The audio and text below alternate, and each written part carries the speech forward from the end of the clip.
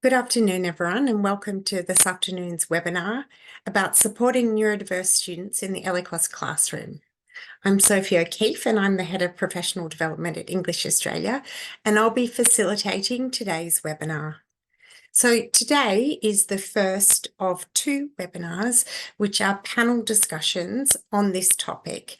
And the second webinar will occur in 1 week's time at the same time on the same day. So before we get started, I'd like to introduce our three panelists for the session.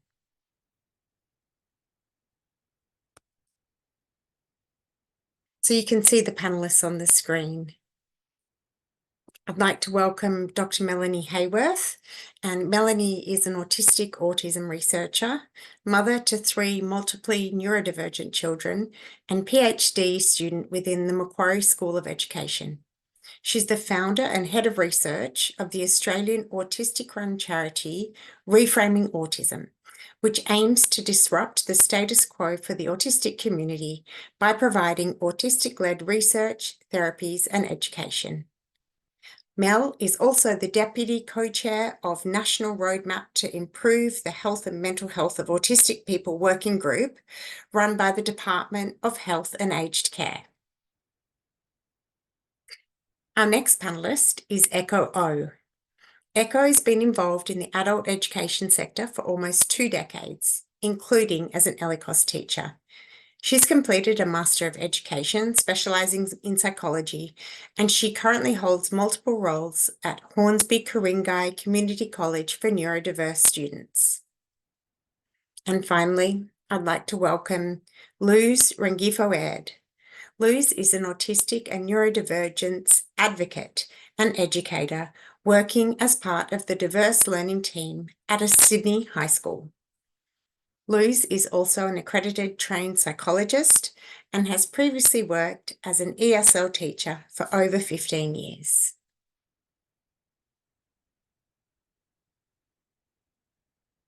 All right, so I'd like to get started with our questions for our panelists in a minute, but before I do that, I'll just give an outline of what we'll cover in today's session and next week's session as well. So today we'll be talking about what is neurodivergence and how we can recognise neurodivergent students in our classroom. We'll also talk about some of the challenges that these students face and also some of the amazing strengths that they bring to the classroom.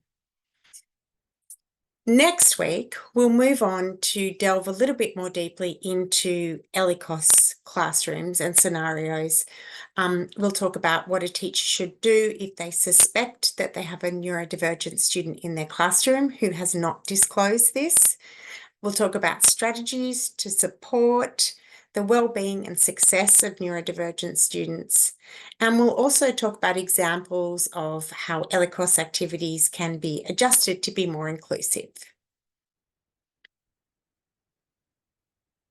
All right, so I would like to ask our first question now to you, Luz. So, Luz, what is neurodivergence and what neurodivergences might we see in our classrooms?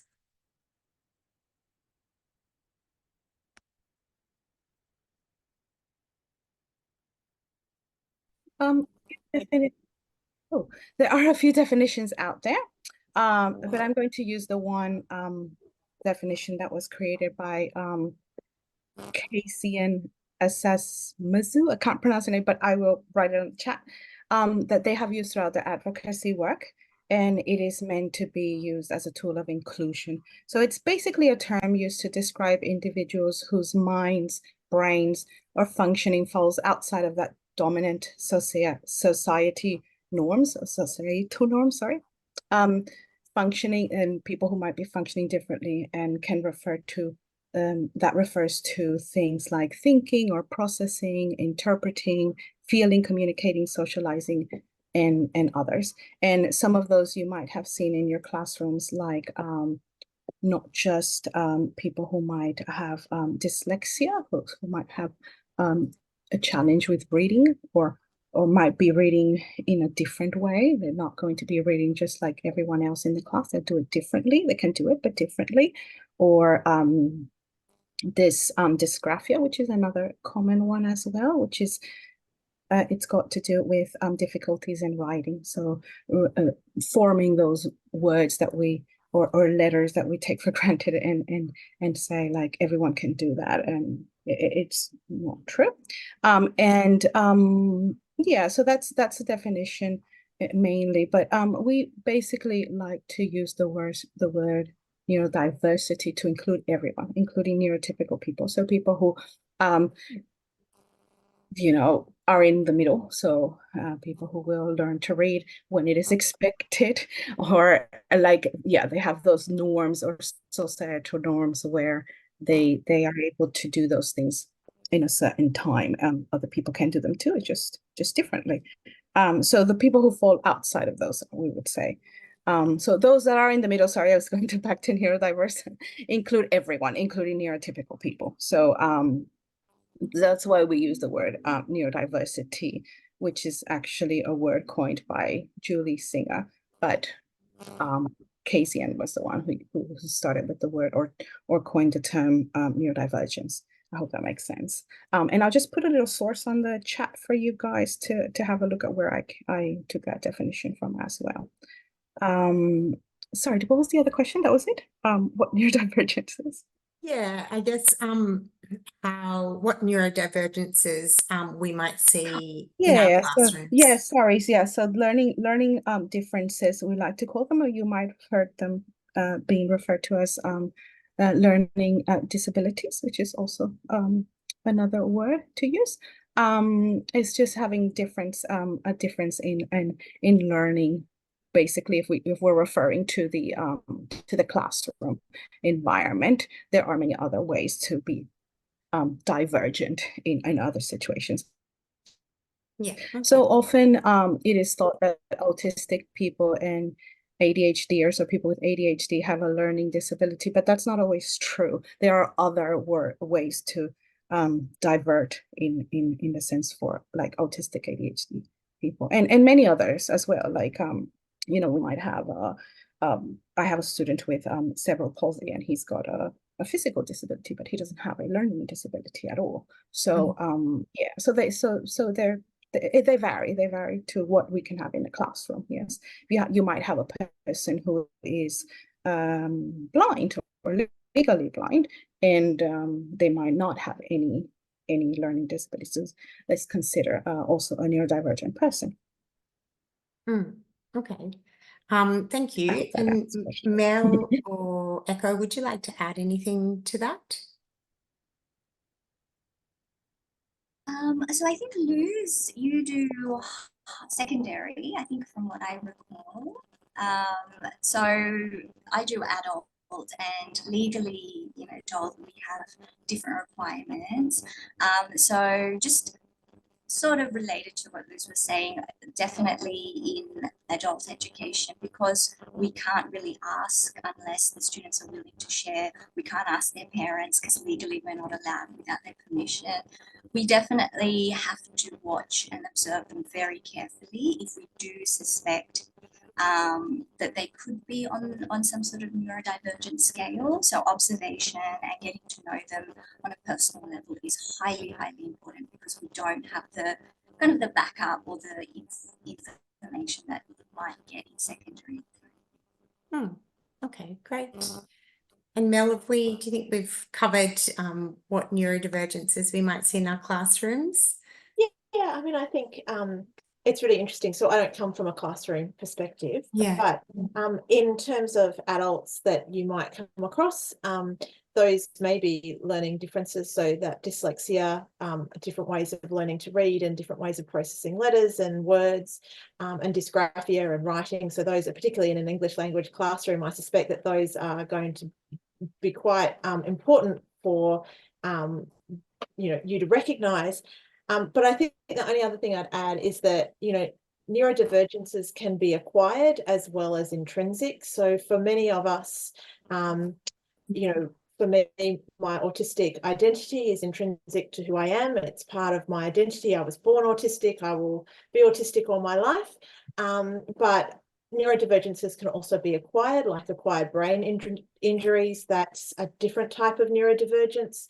And so and neurodivergence, many people go through life not knowing that they are neurodivergent. So there will be a lot of people in your classrooms who are neurodivergent, but may not recognize that themselves. So in terms of, particularly when we're dealing with the adult population, it can be quite tricky because, you know, our understanding of neurodivergence, and particularly ADHD and autism, is based on observations of children primarily. So often it doesn't map neatly onto adult experiences. So our definitions and what we're expecting to see doesn't map. And secondly, many neurodivergent people have learnt to mask really effectively across their life, to suppress those neurodivergent parts of themselves in order to fit in better. And so you won't necessarily always, won't be great visible kinds of signs always. So I think one of the messages that I really want to get across today is that when we treat everyone as an individual, whether they're neurodivergent or not, when we treat everyone and we come to everyone and try and meet their needs as individuals, we'll be doing the best practice. That's our best practice. So neurodivergences are so diverse, strangely enough. That's it's, you know, sort of in the word, in the definition, that we really need to be flexible and responsive to the individual in front of us, and particularly when some of those neurodivergences are interplaying. So many of us are autistic ADHDers, which means that two parts of our brain often don't mix very well, and they're fighting against each other because so it can be really, and what will work for one person won't work for another person. So I think neurodivergence will come across lots of, you come across individuals, right? In your classroom, you come across all individuals, and once we embrace everybody as individuals with individual specific needs, then, you know, we can kind of come to that point where everybody is neurodiverse, even though not everybody has neurodivergences. So there is that kind of distinction. Yeah, okay. I think that probably leads really nicely into our next question, because Mel, I think you're saying the message that you want to convey is that we need to see people as individuals with individual needs for their learning. So if we're thinking about our classrooms and we're teaching, how can we recognise students that might need different support, or, you know, that may be neurodiverse in our classroom? So I think some of the obvious things that, obviously it depends, as I said, neurodivergences, there are many of them. So I'll focus mostly when I'm talking on autism and ADHD, because that's my area of expertise. But yeah.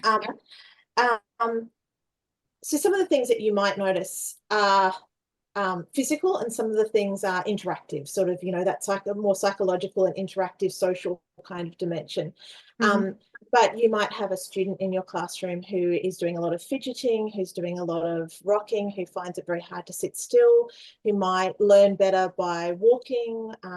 In an autistic brain, for example, we know that our sensory motor cortex and our learning brain are interconnected in ways that are not necessarily so for non-autistic brains. And that's really important, because for many of us, we need to move while we're learning and we're processing. So you might have someone who's, you know, wringing their hands, rocking, trying to, maybe fidgeting a lot.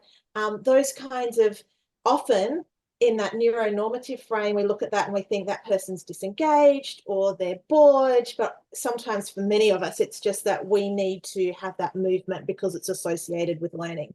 So if you see someone who's consistently rocking, fidgeting, doing something with their hands, or is always drawing, doodling, that's often one that adults do a lot of, to try and keep their hands occupied. You know, those kinds of things that just may be a really obvious, you know, physical manifestation. Someone who reacts unusually to sensory stimuli. So maybe they're always looking like the lights are too bright, or they have a headache a lot. Maybe that's because it's too bright, it smells too much, there's too much noise. Someone who doesn't seem to be able to focus on multiple auditory stimuli. So you might find that it's really hard, like if there's a plane going overhead, and they're meant to be listening to you as you're giving them direct instruction, and they're not being able to hold on to both of those things at once because there's too much auditory stimulation, and their brain you know, is just going in too many ways and doesn't know which thing to filter out. So you might see people who are daydreaming a lot because with either we might look like I often will look like I'm daydreaming because I'm focusing so hard.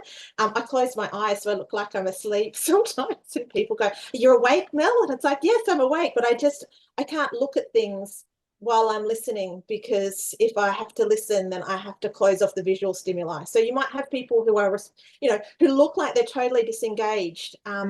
Those kinds of things. Those are all physical things that you might see. So there's a sensory, but there also will be people who find it really difficult to transition. There's that person who you find just can't finish, you know, doesn't know when a task is finished or when a task is, you know, you say, well, can you do it at home? Or, you know, we're done this exercise, now we're moving on to something else.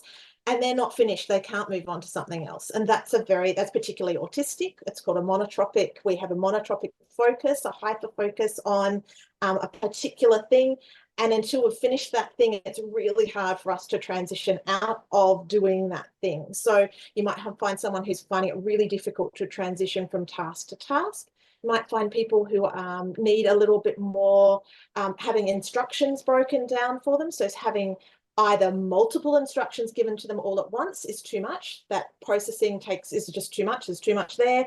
Or that if you say, go off and say, like if you would say to me, go and write something about something, I would actually need that broken down into, well, what do you like? How long does it need to be? What do you want me to write on? What things do I need to cover? How much do I need to do on each part? What are you expecting it? Like I would need a list of instructions in order for me to process that. So there's that kind of very, you know, process driven. Sometimes we really, really need those detailed instructions. So sometimes, again, people might come across as disengaged, or that they haven't listened to you, but in fact what they need is more structured instructions. And the only other thing I'd say is, you know, when you're interacting with people, and I can imagine that this would be really hard in an English language classroom, but autistic people, not all autistic people, but a lot of autistic people, for example, really like literal language without sort of metaphors and idioms, and find it really hard to process kind of abstract language. And so I think when we're in an English language classroom, I think in particular, that might be something that you're already very hyper aware of. But if you do have people who are finding really struggling with that abstract language rather than the really literal stuff, that's another marker that you might, and someone who doesn't want to do group work and learn and would prefer to learn on their own, that doesn't mean that they're antisocial. I hate group work. I was having a conversation with my child who had to do some group work the other day, and about how much we absolutely loathe group work because it's really difficult to socialize and learn and process all at the same time. Socializing is such a big part of you know, takes so much attention. So it might be that people are not socializing in the way that you might expect, or that you've seen in other students, that they're much more, they're happier on their own. And that's not a bad thing. It just is maybe something that you've noticed that you know, those are the big things. I think that's a really rough rundown. Very stereotypical, but hopefully that will give you some sort of markers. Yeah, no, that's great. And there's certainly things that are really common in classrooms. And so I guess are things to take note of and see if there's patterns and, you know, ways to, you know, inroads to have a chat with the students to see what support would be helpful for them as well. Echo, is there anything you wanted to add to how we might be able to identify neurodiverse students in our classrooms? Yeah, so I was getting really excited when Melody was talking. It was so relevant to everything. I could tell. Particularly with fixating and everything. Just on that note, maybe a slight deviation. What's really helped me with students is that right at the start, I let them know that if you are tired or if you feel you can't focus as much, please feel free to walk around. You can doodle if you want to. Sometimes I'll walk past and I'll look at their little pictures and be like, oh, that's cool. Like, I feel like those subtle things can really encourage them as well. I've noticed throughout the session, just little comments kind of affirming their habits. And I had, as Melanie was saying, I had one student who was he had just latched on to something I'd said, and he was really hyper fixated. So I actually spent the whole 10 to 15 minutes after class fixating with him. Because he had fixated on something about hair. And so I said to him, we can go deep if you want. And we just had this 15-minute in-depth talk like hairdressers about hair. And he really loved it. And then it's almost like that soothed him because he didn't really mention it again. And I just felt it was so fascinating and interesting for me because yeah, I mean, I like talking about hair too. So, yeah, so exactly all the things Melanie mentioned, fixation, doodling, needing to walk around, and just integrating into my classroom has been, I think, the most effective for me, just making it, normalizing it and saying, that's cool, I do that too. Especially as a teacher, even in adult education, you're still an authority figure. So if you say it's okay or you don't join in, I think emotionally they think, oh, it is. The teacher says it, like she's doing it, so it must be, kind of thing. Yeah, it's a great So- example of creating an inclusive classroom, you know, where things are accepted. Yeah. Yeah.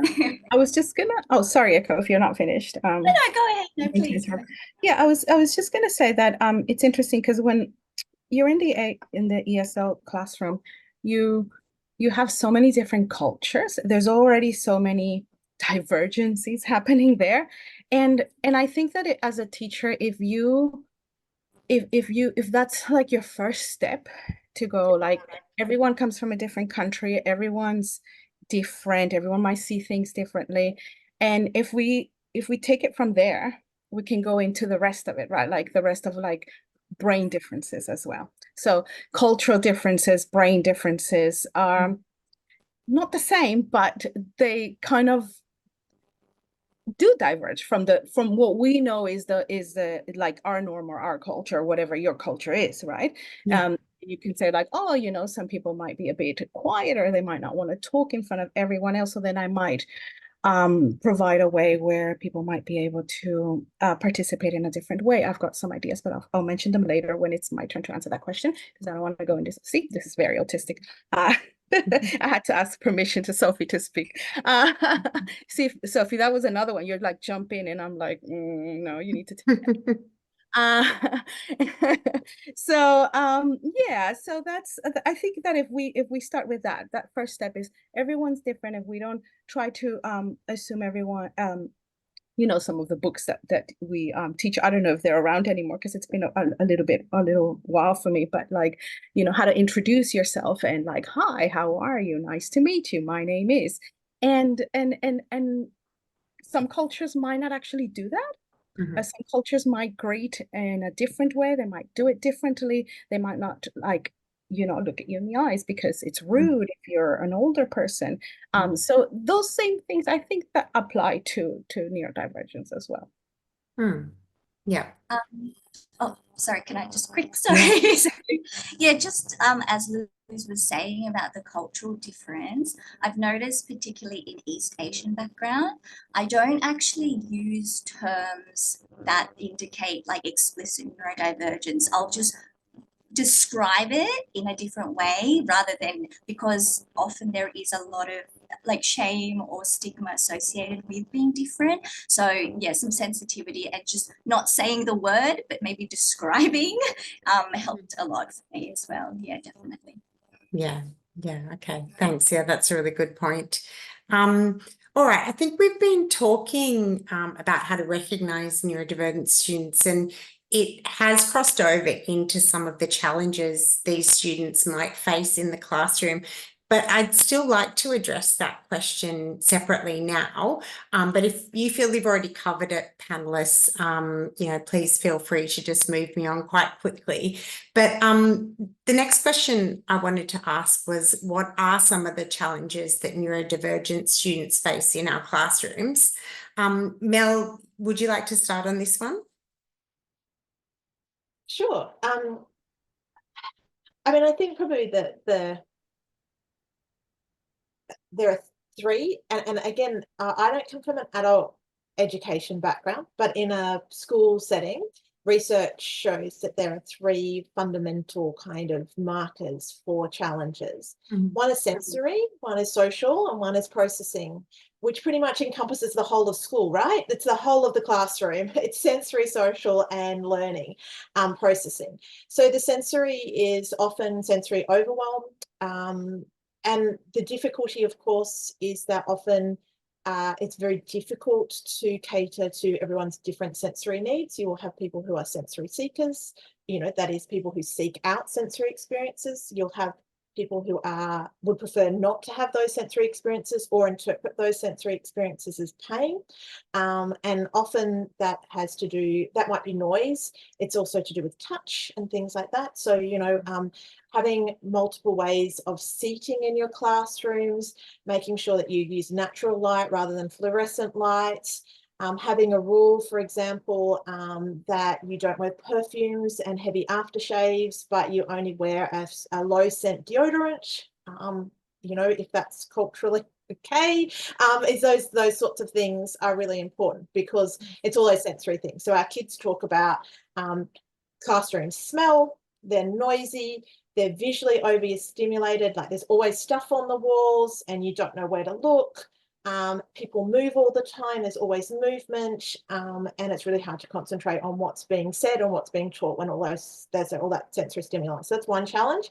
Socializing is another one, making sure that you are doing what's expected of you and conforming to what's expected of you, and making sure that you're meeting the expectations, not just of your teachers, but of your classmates, of your peers, that you're not feeling excluded, that you're not feeling bullied, that you're not feeling isolated, that you feel included. And, I think that certainly we know from universities that remains so, that is it remains an important part, feeling socially included.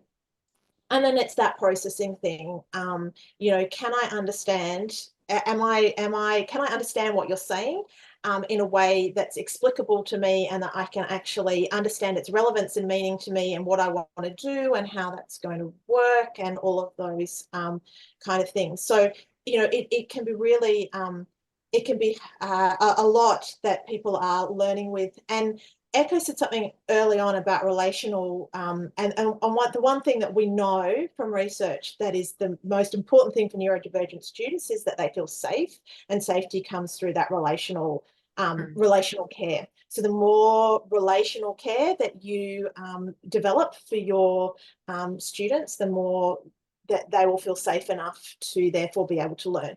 One of the primary challenges that neurodivergent people face in learning is feeling unsafe in classrooms. So it's about making your classroom as safe as possible. And making you a trusted person that they can learn from, that they trust enough to learn from. So, that's no pressure or anything, but. Yeah.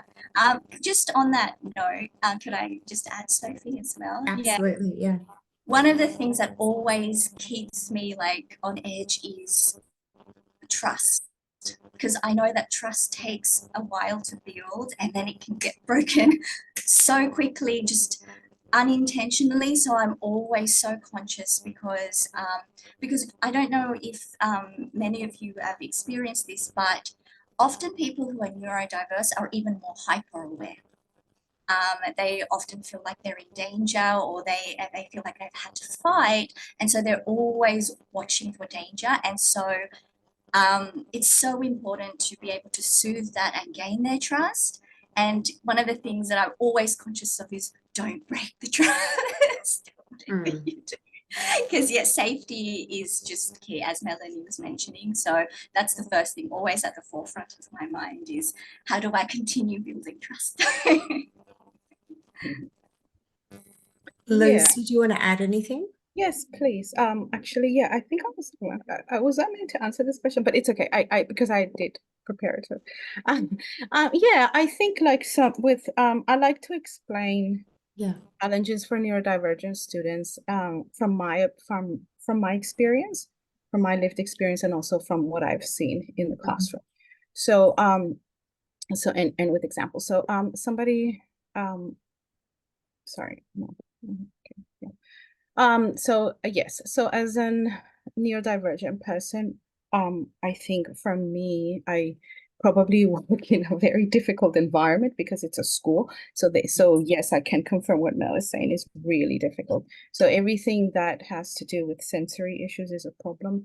The way lessons are delivered as well are a problem because And you work in classrooms too, right? yes. So processing that information is really not that easy.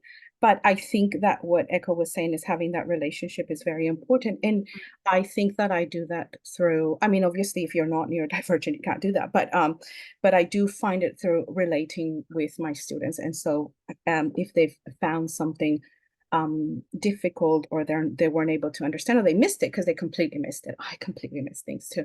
And so they see that, and I try to be as genuine as I can in the classroom with them. And yes, I disclose. Somebody was asking about disclosing this information. I do. And there's a lot of like not I would say misinformation out there about autism and ADHD and all that. It's not that it's all wrong, it's just that it's incomplete information and very pathologized. So I try and change that. So I disclose it because I can talk about it. I can say, well, this is what I do. This is this is what's happening, and I think that helps to create that safety and that place and space for people to feel safe. And of course, I think that applies to adults as well, because if someone tells me that they're neurodivergent and I'm just like, yay, hi. So, it helps. It really does help. So anyway, one of the main challenges that I think neurodivergent students face in the classroom, the main one are expectations, expectations from teachers and society in general, that I expect you to do things this way, they should be done within this time, and they should be done basically like everyone else is doing them. So that really is one of the main issues for me, is the expectations people hold of students in general. And so schools are so structured, aren't they? And yeah, you're right. There's so much expectation around a classroom that you never really hear it talked about in those terms. Yes. So when we hear like, one of the examples I say, I always tell people is a teacher might say, okay, what are your hobbies? Simple question. Everyone has hobbies. Well, no, not everybody has hobbies. So it's clear to me that everyone has a hobby. Therefore I must be, inadequate. I don't feel safe in this question because I don't know. I should have a hobby like everybody else, but I don't. Maybe I don't have a hobby, or maybe I don't have a hobby like the books are showing me I should have a hobby. I should be doing skiing, this and that, and sewing and knitting. And this is something that's actually always affected me, because I've always felt so bad that I don't have a hobby. And a lot of autistic people do have hobbies. It's just me. But it's that expectation and then thinking, wow, there's something very wrong with me because I'm not like everybody else. So having those expectations, I think, are the things that are, quite one of the biggest challenges. Once you break that don't expect everyone should answer the same way, especially in our little language teaching, which is hard because we're teaching them like, this is how you would say hello, and this is how you would do small talk. And I'm like, no, I hate small talk. I rather just, I don't know, I'd rather not talk. So, small talk within the English culture. And when I say English, I mean many Anglo countries have the culture of having that little bit of small talk, and let's talk about the weather, and let's talk about this, and oh, it's really hot today, isn't it? And so not everyone, but some autistic people just don't really like that, talking about the weather, or they find it really, and even some cultures actually, I did get that from a lot of students who were saying like, but why do I have to talk about the weather? So when we do our little mingling activities and all that, maybe some questions that are a bit more open and not sort of focusing on those expectations might help as well. So again, you're respecting culture, but you're also respecting neurodivergence in that sense too, I think. Another thing, So when I talk about, I relate it and understand, if I put it into the perspective of culture, gender, the sexual orientation, gender expression, all of that. If you think about it, if we had an activity where this is the husband and this is the wife, right? And then it's the same thing. It's the same thing with neurodivergence. Like I'm expecting you to do this, and it's just like, well, maybe I can do it in a different way. Maybe I don't actually go by those rules or by that, and that's what brain differences are in general. Of course, there's more to it than that. So yes, so that I think the expectations are a little bit hard, I think, in terms of what I get in a lot of the classrooms. Let's do this. Yeah, but okay, sorry, I just saw that question pop up. Yes, with IELTS, yeah, I've done IELTS as well, and you can do that, but with IELTS it is a little bit different. But I don't think it's a challenge because there's a lot of structure to it, and when you are doing IELTS, you're not really doing the whole social part of it, or like, so what's your name and what do you do? You're basically focusing on a specific point when you're doing a test like IELTS, and you have a whole program and you have it very structured. And one thing is that people can definitely, a lot of neurodivergent people like that kind of structure, because it's telling you that's what it is, and that's like, this is a point we're doing. Oh my goodness. No, sorry, my computer did something very weird. Anyway, so with tests and things like that, I think that they are quite online resources.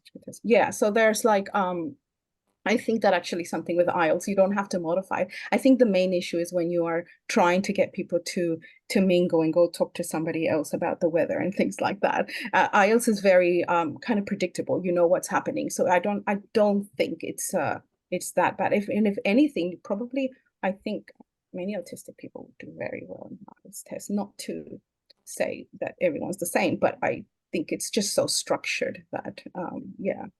I think you make a really good point, though, Liz, around those expectations. And I guess it's, especially in our adult classrooms, it would be quite easy to have a discussion with students around the activities that you're doing, but also that idea of suspension of disbelief. And these are learning activities. We're trying to get you to talk, but we realize they're flawed. We realize that, not everyone has a family with a mum and a dad, and not everybody is in a heterosexual relationship, and not everybody, thinks the same way. And but at the end of the day, our processes are flawed, and this is what we've got to work with. But, if you have any suggestions for how we could make this more exciting or personalized for you in a way that is more meaningful, then please offer them up. If we have those conversations with our students, I think it only reinforces that relationship that you're trying to build with them, and the fact that you're really respecting them as people and as whole individuals.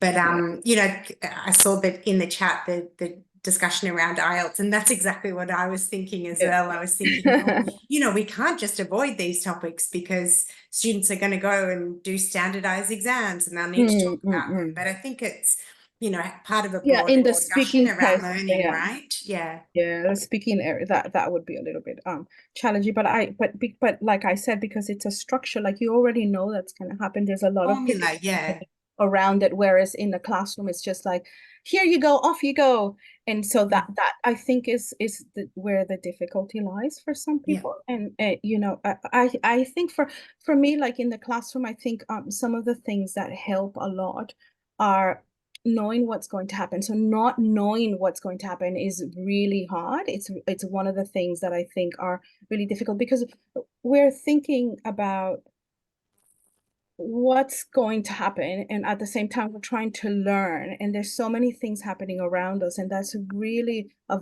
very hard thing to do. But if I have my goals for the lesson, if I have it displayed somewhere at all times, because the problem I have at the moment with teachers is that they're displaying the goals and learning intentions at the beginning of the lesson, but then they disappear. And with a lot of us, it's like out of mind, out of sight, out of mind completely. So I need them there. So I don't know if you could do like a split screen, is what I've suggested at work, is like do a split screen where you can have the learning intentions there in the corner, or the instructions to whatever you're doing. It is very important, because unpredictability is one of the biggest problems, I think. And and it's always going to be there. And it's not like saying, oh, you know, well, we can't change the world and it's not going to be unpredictable. No, but it helps in the lesson, right? Everything, when I walk out the door, everything is unpredictable. So don't worry about that. We're getting enough of that. But in the classroom, I want to be able to make it as predictable as I can, having instructions there for people to be able to see, to refer to as much as we can. And yeah, because everything is a little bit hard, you know. And also, I was going to say, Sophie, you said, what are the question here was, what are some of the challenges neurodivergence face in the classroom? And so I have what I've been saying, but you didn't say what are the strategies. So the strategies are in a different answer, because I am very much like the strategies. Yeah, we'll come to you next asked week. me, and then see, this is one of the other things that you will have in class. You will ask a student something, and the student will answer it, but they won't kind of like we won't infer or read between the lines that your question meant to say this. So you have to be very specific about the question and very quite literal about it. Unpack it. Yeah, exactly. Okay. Scaffold it, like, or give an example of how you want me to answer that question, and then I can answer it. Otherwise, yeah, it gets a bit tricky. So yeah, I can find the questions or the strategies, but let somebody else. Well, yeah, we will definitely come to strategies and some examples for an ELICOS classroom next week. Before we finish up today, I just wanted to touch on the last question, because I think it rounds out the discussion around the challenges really nicely. Our last question was, what are some of the strengths that neurodivergent students bring to the classroom? Mel, did you want to address that one? I mean, there is always, and I think there's saying, you know, is it preaching to the converted, or, you know, preaching to the choir? Like, diversity is good, right? So the strengths that we bring are that we are bringing diverse perspectives, and we are bringing diverse ways of being in the world, and diversity is good. But I suspect that if you're working in English language classrooms, you've probably already sold on that idea. So that's that. I don't need to sell that to you. But there are two things that I just want to introduce into your lexicon if you haven't already heard of them. One is monotropism, and one is orthogonality. And these are the hallmarks of neurodivergent minds. And monotropism is that hyperfocus. It's monotropic minds can't multitask. You know, we find it really difficult to focus on multiple things at once. If you imagine your mind like an octopus with tentacles, polytropic minds can put a tentacle around each different topic that's going on, or lots of different things. It's multitasking. You can move between topics and different things, and it's very agile. It's got its strengths. The strength of a monotropic mind, which is often a neurodivergent mind, is that we wrap every single tentacle around one topic really tightly, and we are just so focused on that. We want to learn everything about it. It's our whole focus. There's so much passion and emotion. And for those of you who know about positive psychology, we enter flow when we have our tentacles, our mind tentacles wrapped around this one topic. And there is great strength in just being able to become an expert in something that you're really passionate about. There's a strength in terms of being able to create relationships and safety. There's a strength in the depth of expertise. There's often a strength in the generosity with which we want to share that expertise. So this is it's a beautiful, monotropism is a beautiful thing. It needs to be complemented by people who are polytropic, who can actually have their mind tentacles on lots of different things at once. So that's one strength, is monotropism, is that beautiful focus on a particular thing at a time, where your whole attention is just in that space, and that is all encompassing, all consuming, and that comes with extraordinary creativity and problem solving, and expertise. So that's one thing. I know it's a beautiful thing to have in a classroom. And the other thing is orthogonality, because often what will happen with neurodivergent minds is that our brains are quite busy. So we have a lot of connections, hyperconnections in our brain, where other neurotypical people don't necessarily have those connections. And what happens is that we can make connections between pieces of information that other people might not see. So orthogonality is basically, you know, where you can put at right angles what people see in parallel or completely separate things. We can see the patterns and we put them together and we make connections where other people don't see connections. And it is a stunning thing to be able to see the world as this profoundly interconnected realm where ideas have elements of connection that other people miss, patterns that other people miss, because that allows us to derive meaning and relevance for things that might otherwise not feel like that they have relevant, but also to be able to weave that into that monotropic expertise. So those two things go together really beautifully, and you will have that extraordinary passion for learning and curiosity that comes with both of those elements. So in a classroom, I often find, and you know, again, not in an adult classroom, but I often find that deep curiosity, the ability to make connections and the ability to hyperfocus are just beautiful things to be able to harness and foster in a classroom environment where, you know, we can bring people to that real deep, passionate place. Yeah, so that would be my two big things to go away with. It's really helpful to have an awareness around that as well, to sort of foster those strengths. And Echo, I know you work with adults. Did you want to add anything to the strengths question there?